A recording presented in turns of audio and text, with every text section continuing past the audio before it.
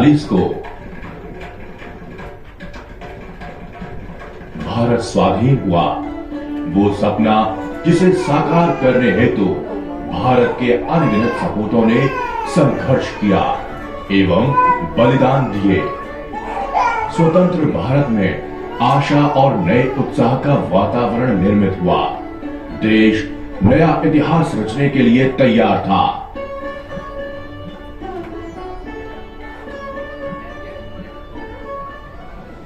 जब समय आया कि भारत के बिखरे हुए सामर्थ्य और शक्तियों को एकत्रित किया जाए,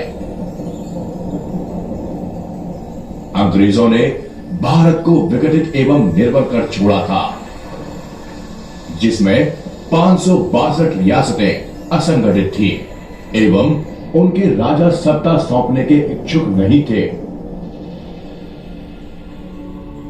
इन रियासतों का भारत में विलय कर देश को एक सूत्र में पिरोना विशाल और महत्वपूर्ण कार्य था, जिसके लिए सूझबूझ और चातुर्य एवं भारत की विस्तृत जानकारी की आवश्यकता थी।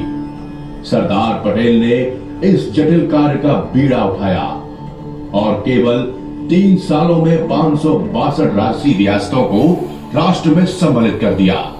इस अभूतपूर्व कार्य को करके उन्होंने भारत को संगठित किया और एक संयुक्त राष्ट्र की रचना की।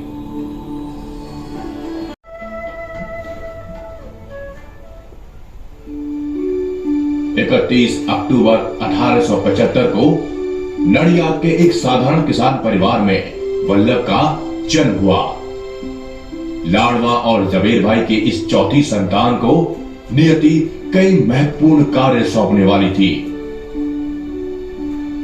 उन्हें 8 वर्ष की आयु में स्कूल में दाखिल किया गया। करमसद, बोरसद और नडियाद में उनकी शरारत, निडरता एवं चतुराई के किस्से प्रचलित हो गए। वो अपने अध्यापकों को भी अपना निशाना बनाने से नहीं चूकते थे। जवेरवा से उनका विवाह 17 वर्ष की आयु में हुआ। वल्लभ ने इस बीच अपनी पढ़ाई जारी रखी और 22 वर्ष की आयु में मैट्रिक की परीक्षा में उत्तीर्ण हुए और फिर प्लीडर भी बने। जल्द ही उनकी गिनती मजे हुए प्लीडरों में होने लगी। उनके मन में अभी भी एक सपना था कि वे इंग्लैंड जाकर बैरिस्टर बने। इस उद्देश्य से वो पैसे जोड़ने लगे। उनके 2 बच्चे हुए, मणिबेन और दाहा भाई। जल्द ही उन्होंने ये अवसर प्राप्त किया और उनका वीजा भी आ गया, परंतु उनके भाई विट्ठल भाई पटेल ने आग्रह किया कि ये अवसर उन्हें दे दें, क्योंकि दोनों के हस्ताक्षर वीबी पटेल ही थे। विट्ठल भाई भी एक काबिल प्लीडर थे। वल्लभ भाई ने न केवल अपना वीजा दिया, बल्कि अपनी जोड़ी हुई धनराशि भी दी और विट्ठल भाई की अनुपस्थिति में उनकी पत्नी की देखरेख की जिम्मेदारी भी उठाई। विट्ठल भाई बैरिस्ट्री के लिए लंदन गए और वल्लभ भाई ने अपनी वकालत जारी रखी।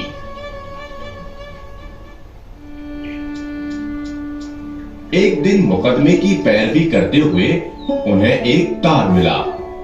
उस पर नजर मारकर वो फिर अपनी पैरवी में जुट गए। अपने मुवक्किल को फांसी की सजा से बरी करने के उपरांत ही उन्होंने भारी मन जाहिर किया कि उस तार में उनकी पत्नी जवेरवा के देहांत का समाचार था। वल्लभ भाई पर अब 2 छोटे बच्चे और घर की पूरी जिम्मेदारी आ पड़ी थी। अपनी पत्नी के देहांत के बाद उन्होंने पुनः विवाह नहीं किया।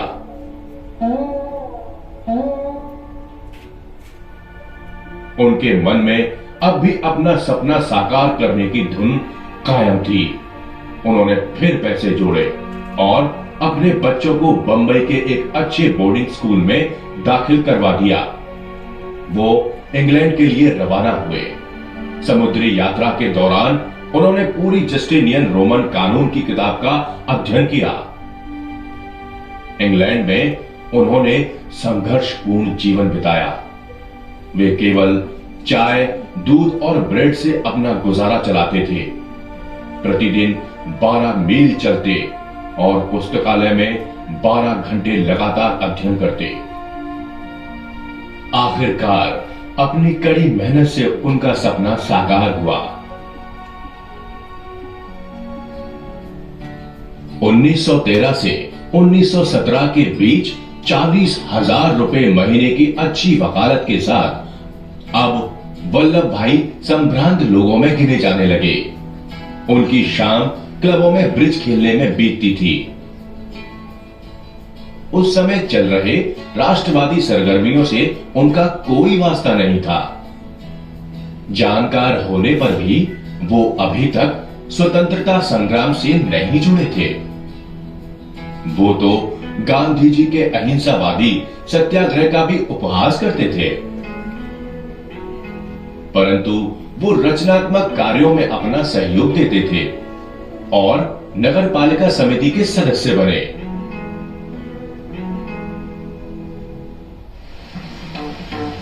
उन्नीस 1918 में बाढ़ से फसलों की बर्बादी के बावजूद गुजरात के खेड़ा जिले में लगान में बेरहमी से की गई वृद्धि के विरोध में गांधी जी ने विरोध करने की ठान ली।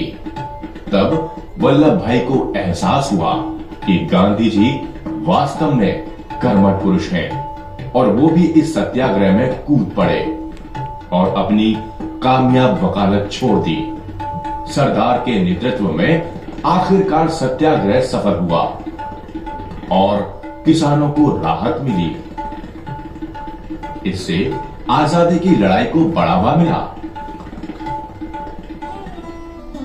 वल्लभ भाई की राष्ट्रवादी भावना पनपी और उन्होंने गांधी जी का अनुसरण किया। ये उनके बीच 30 साल के गहरे संबंधों की शुरुआत थी।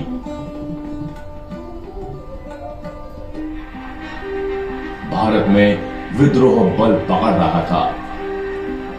1923 में एक अंग्रेजी मजिस्ट्रेट ने टाउन हॉल पर राष्ट्रीय ध्वज फहराने पर प्रतिबंध लगा दिया और लोगों के शांतिपूर्वक जुलूस निकालने पर भी रोक लगाई।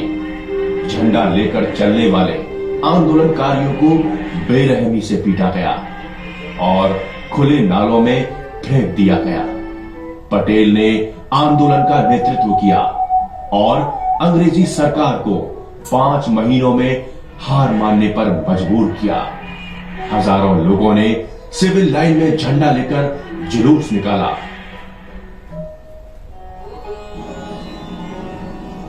उन्नीस 1927 में गुजरात में बाढ़ आ गई। उस समय सरदार नगर पालिका समिति के अध्यक्ष थे। अल्प संसाधनों के होने पर भी उन्होंने विस्तृत राहत कार्यों का आयोजन किया। वाइसराय ने क्षेत्र का सर्वेक्षण किया और दंग रह गए। तुरंत उन्होंने सरदार के नाम 1 करोड़ रुपए की सहायता राशि जारी की। वल्लभ का अगला विरोध हड़िया कर पर हुआ। अंग्रेजों ने हड़िया कर को इस क्षेत्र के उसके काल्पनिक डकैतों से सुरक्षा हेतु जारी किया था। पटेल ने कानूनी तौर पर इसका मुकाबला किया और सरकार को हड़िया कर वापस लेने पर विवश कर दिया। बारडोली क्षेत्र अकाल से पीड़ित हुआ और ऊपर से सरकार ने उन लोगों का लगान भी बढ़ा दिया। पटेल की काबिलियत और लगन को पहचान कर गांधी जी ने उन्हें इस सत्याग्रह का नेतृत्व सौंप दिया। वल्लभ भाई फिर अंग्रेजों के खिलाफ उठ खड़े हुए। उन्होंने बारडोली के गांव-गांव घूमकर लोगों को संगठित किया और विद्रोह के लिए उकसाया।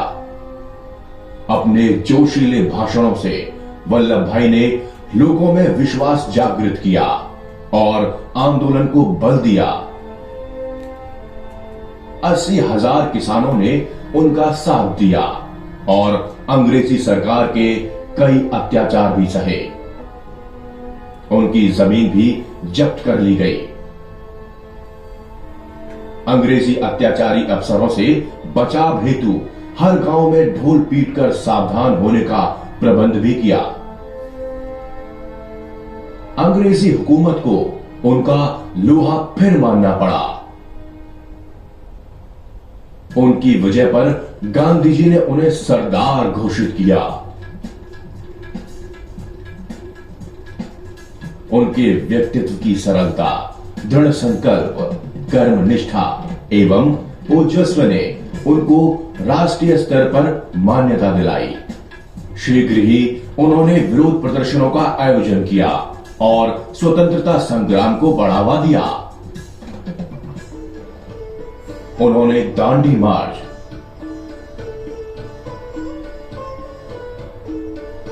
साइमन कमीशन का विरोध आंदोलन,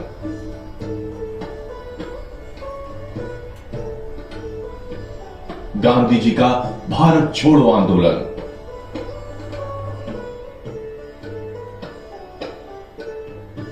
स्वदेशी आंदोलन तथा कई अन्य आंदोलनों का संचालन भी किया। धीरे धीरे वो गांधी जी के विश्वास पात्र बने और उन्हें गांधी जी का लेफ्टिनेंट कहा जाने लगा।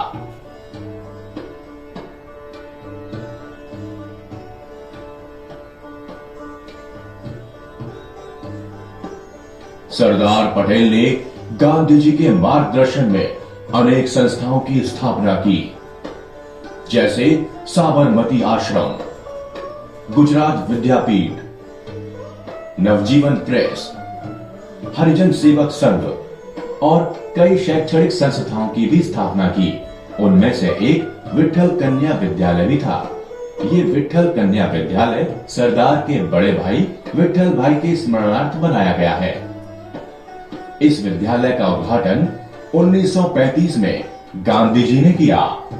इस विद्यालय में गुजरात के अलावा कई विदेशी छात्राएं भी उच्च शिक्षा प्राप्त करती हैं। ऐसी संस्थाओं की स्थापना में सरदार ने बहुमूल्य योगदान दिया। अंग्रेजी सरकार ने सरदार को कई बार जेलों में बंद किया। पहली बार सरदार 7 मार्च 1930 को गिरफ्तार किए गए। एक बार उन्हें गांधी जी और महादेव भाई देसाई के साथ यरवड़ा जेल में 16 महीनों तक बंद रखा। गांधी जी ने कहा, सरदार में मातृत्व के गुण हैं। जेल में सरदार ने उनकी बहुत सेवा की। दोनों के बीच गहरी समझ और विश्वास था। गांधी जी ने सरदार को जेल में संस्कृत सीखने और भगवत गीता पढ़ने को प्रेरित किया। जेल में बीता समय उनके लिए यातनापूर्ण था और उनका स्वास्थ्य बिगड़ने लगा। सरदार पटेल ठोस कदमों के पक्ष में थे, परंतु उग्रवादी तरीकों का समर्थन नहीं करते थे।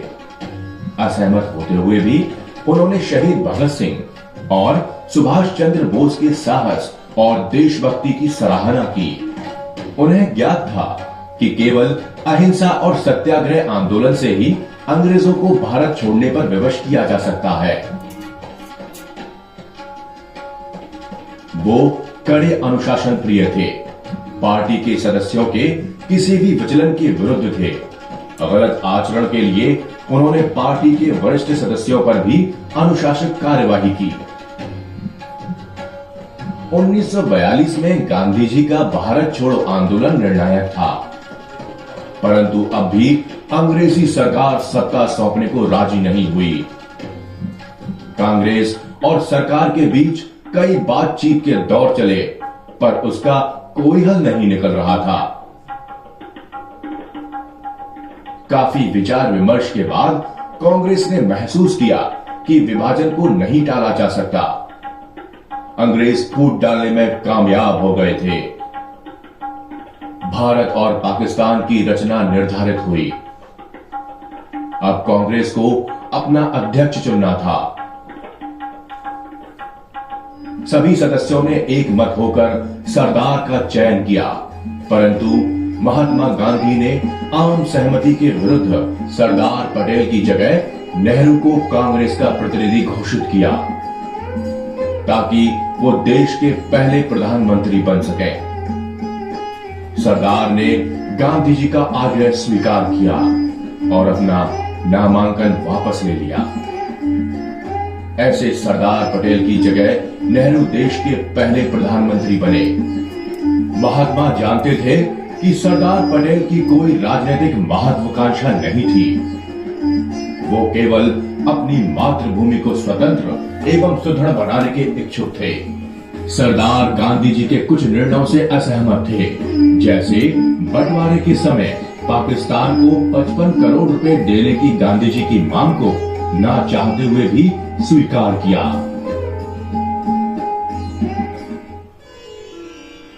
15 अगस्त 1947 के दिन स्वतंत्र भारत में तिरंगा फहराया गया। पंडित नेहरू ने प्रधानमंत्री का पद ग्रहण किया और सरदार पटेल उप प्रधानमंत्री बने। सरदार पटेल गृह, सूचना एवं प्रसारण मंत्रालय तथा राजसी रियासत विभाग का कार्यभार भी संभाला।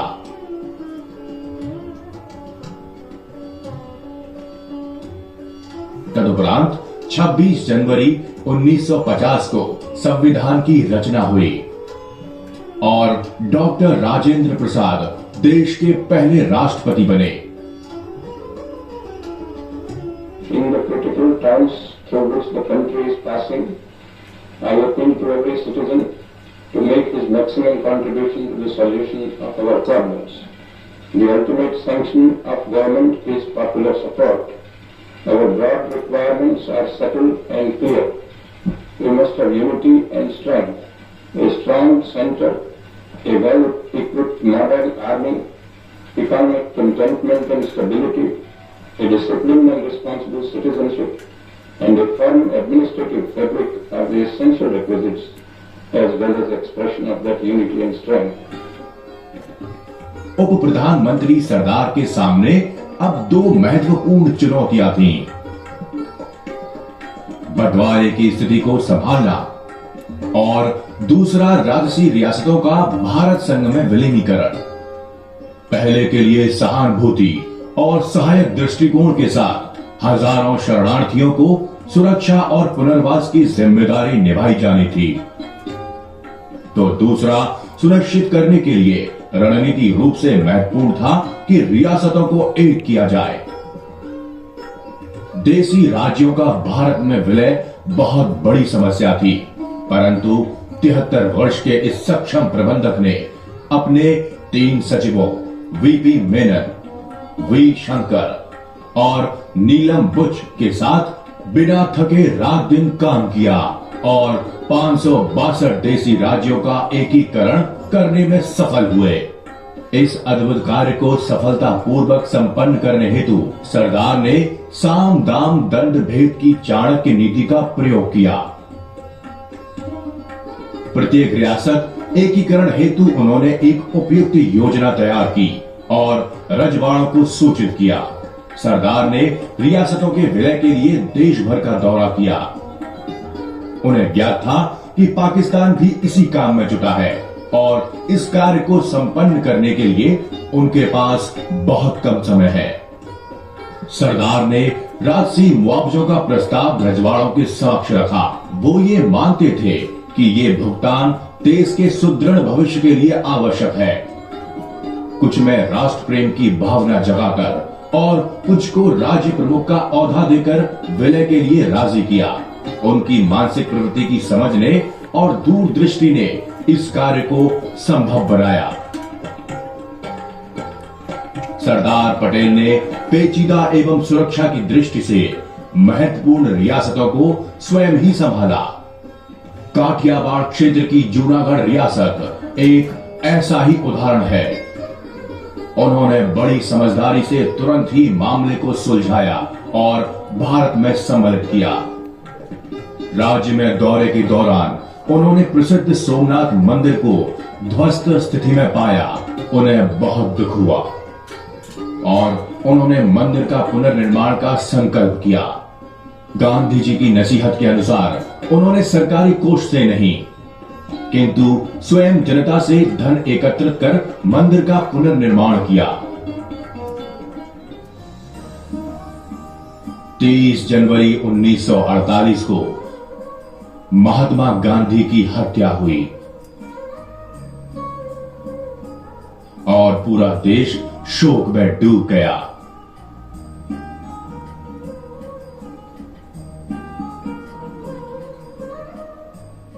मेरा दिल दर्द से भरा हुआ है।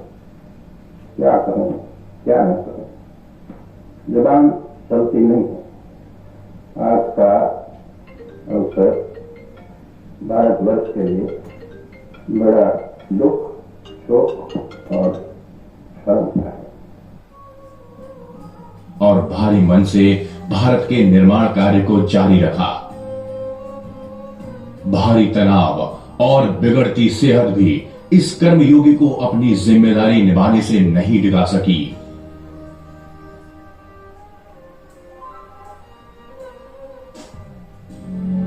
सरदार को कई बार एकीकरण के कार्य में भारत की सैन्य शक्ति का भी प्रयोग करना पड़ा। हैदराबाद के निजाम ने स्वयं को स्वतंत्र घोषित कर अपने क्षेत्र में भारतीय मुद्रा को अवैध घोषित कर दिया। उन्होंने पाकिस्तान को 20 करोड़ रुपए का उधार भी दिया। हैदराबाद में बाहरी आतंकी तत्वों को बुलवाकर निजाम ने कांग्रेस कार्यकर्ताओं और हिंदुओं पर घातक हमले करवाए।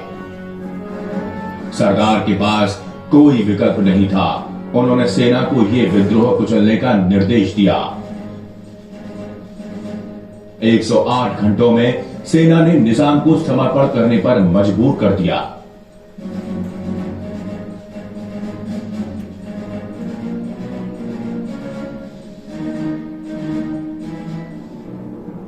कश्मीर की भी कुछ यही कहानी थी। महाराजा हरि सिंह ने विराम समझौते पर हस्ताक्षर कर भारत या पाकिस्तान में विलीनीकरण का निर्णय स्थगित कर दिया। पाकिस्तान ने कबायलियों को कश्मीर पर आक्रमण करने और कब्जा करने भेजा। उन्होंने राजमार्गों को ध्वस्त किया और राज्य में आतंक फैलाते हुए श्रीनगर तक जा पहुंचे। सरदार मजे हुए राजनीतिज्ञ होने के नाते जानते थे कि उनका हस्तक्षेप अंतरराष्ट्रीय समुदाय को भारत के विरुद्ध कर देगा। वो पूरी तैयारी से थे। जैसे ही महाराजा की अपील मिली, वैसे ही वायु एवं थल सेना को रवाना किया।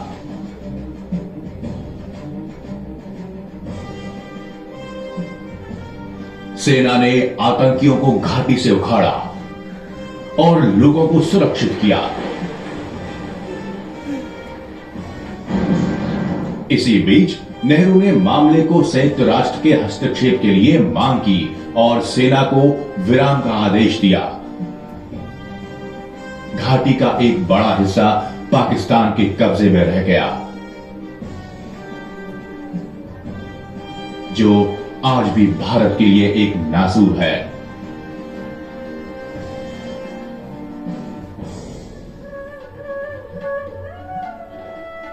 सरदार ने नेहरू के इस कदम के दुष्परिणाम से पहले ही सावधान किया था और चीन के बढ़ते कदमों से भी सतर्क किया था।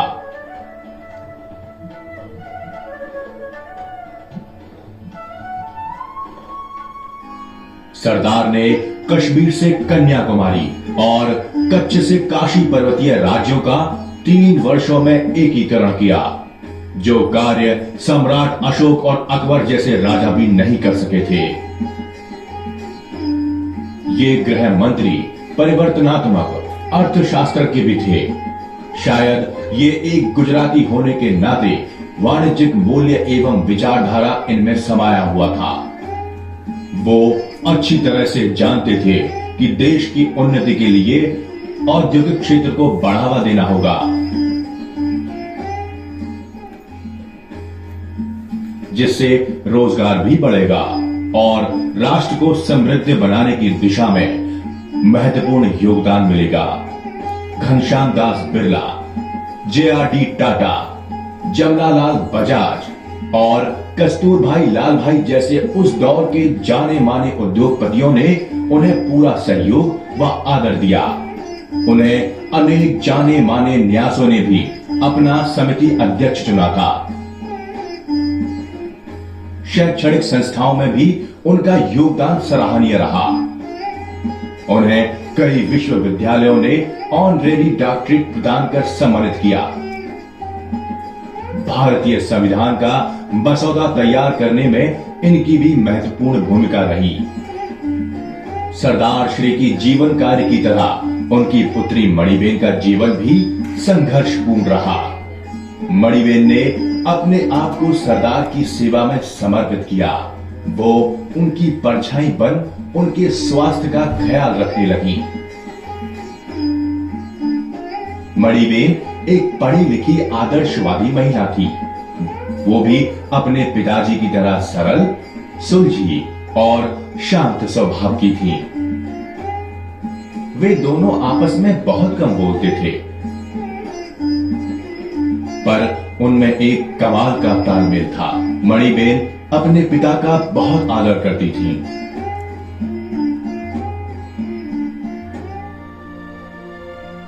अपने राष्ट्र के कल्याण एवं उन्नति हेतु उन्होंने तल्लीन होकर कार्य किया तथा देश की खुशहाली के लिए अपना सर्वस्व समर्पित किया। मातृभूमि के इस महान सपूत ने 15 दिसंबर 1950 को मुंबई के बिरला हाउस में अपने हिस्से की अंतिम सांस ली। उस समय वो चिकित्सा उपचार के लिए बिरला हाउस में रह रहे थे। बिरला हाउस में अपने सरदार के अंतिम दर्शन के लिए जन सैलाब उमड़ पड़ा। भारत की जनता ने गांधी जी के निधन के पश्चात इस दिन आंसू की नदियां बहा दी। गुरु शिष्य देश में एक ऐसा स्थान रिक्त कर गए जिसे भर पाना नामुमकिन था। भारत के इस उप प्रधानमंत्री की निस्वार्थता का एक और उदाहरण है कि उनके मरणोपरांत उनके खाते में 300 रुपए से भी कम थे। सरदार के उनके समकालीन राष्ट्रीय एवं अंतर्राष्ट्रीय हस्तियों ने बढ़ चढ़कर इस महान देशभक्त की प्रशंसा की और अपने श्रद्धा सुमन अर्पित किए। सक्षम प्रशासक, कुशल राजनीतिज्ञ, प्रबल संगठक, राष्ट्रीय एकता के प्रतीक सरदार को हमेशा याद किया जाएगा। हर भारतीय जो आज एक आजाद संगठित राष्ट्र में खुशहाल जीवन बिता रहा है, वो सदियों तक सरदार का ऋणी रहेगा। जय हिंद।